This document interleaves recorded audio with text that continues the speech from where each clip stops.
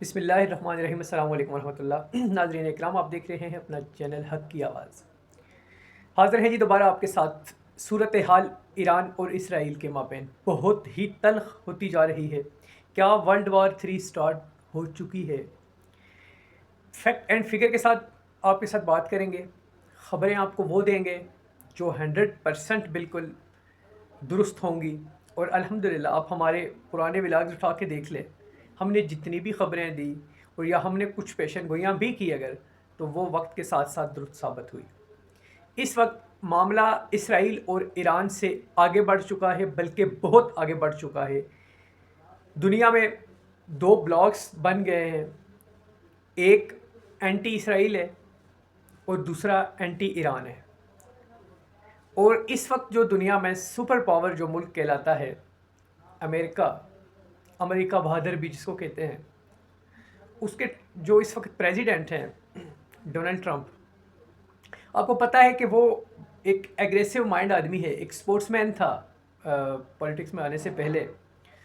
لیکن وہ جب ابھی ایک اچھی خاصی فائٹ اپنی اسٹیبلشمنٹ کے ساتھ کر کے اور بہت ہی زبردست طریقے سے وہ الیکشن جیت کے امریکہ کا دوبارہ سے صدر منتخب ہوا، تو اس نے یہ وعدہ کیا تھا کہ میں دنیا میں جنگوں کو ختم کروں گا، نہ کہ سپورٹ کروں گا، میں دنیا میں جنگوں کو ختم کروں گا۔ وہ جنگوں کو ختم کرنے کے لیے ایک بیانیہ لے کے، ایک منشور لے کے آیا تھا انٹرنیشنل لیول پہ، کہ میں دنیا میں جہاں پہ بھی، اسپیشلی اس نے کہا تھا کہ اسرائیل اور فلسطین کے درمیان جو جنگ شروع تھی اس کو ختم کروں گا، یوکرین اور رشیا کے درمیان جو جنگ ہے اس میں اس نے کہا تھا کہ میں اس کو بھی ختم کرنے کی کوشش کروں گا۔ مگر دوسری جنگوں کو ختم کرنا تو دور کی بات، آپ کو بڑی خبر دوں کہ G7 کا اجلاس جو شروع تھا، جس میں G7 میں شامل ممالک کے بڑے بڑے ملکوں کے سربراہان وہاں پہ موجود تھے، اور اس کی قیادت کر رہے تھے ڈونلڈ ٹرمپ، اور دوران میٹنگ ڈونلڈ ٹرمپ اس کو چھوڑ کے واپس امریکہ وائٹ ہاؤس روانہ ہو گئے۔ جی ہاں، اور اس کی وجہ یہ ہے کہ امریکہ نے اوپنلی ایران کے خلاف جنگ میں کودنے کا اعلان کر دیا ہے۔ آلموسٹ امریکہ میں جو ڈونلڈ ٹرمپ کا پریزیڈنٹ کا جو گھر ہے جس کو وائٹ ہاؤس کہتے ہیں، اس میں ایک اعلیٰ سطحی میٹنگ اجلاس آپ کہہ سکتے ہیں وہ شروع ہے، اور ٹرمپ نے وہاں جانے سے پہلے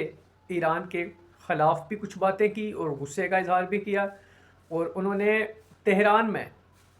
لوگوں کو تہران چھوڑنے کا میسج دے دیا ہے کہ آپ وہاں سے نکل جائیں۔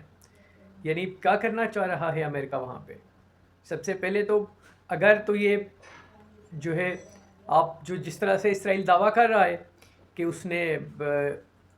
ایران کے جو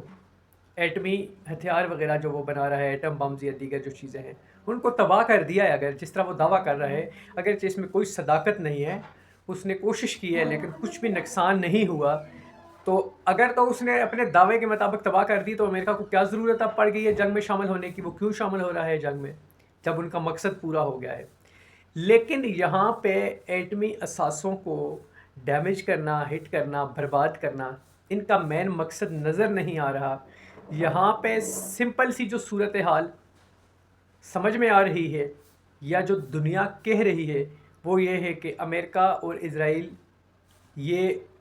ایران میں رجیم چینج چاہتے ہیں۔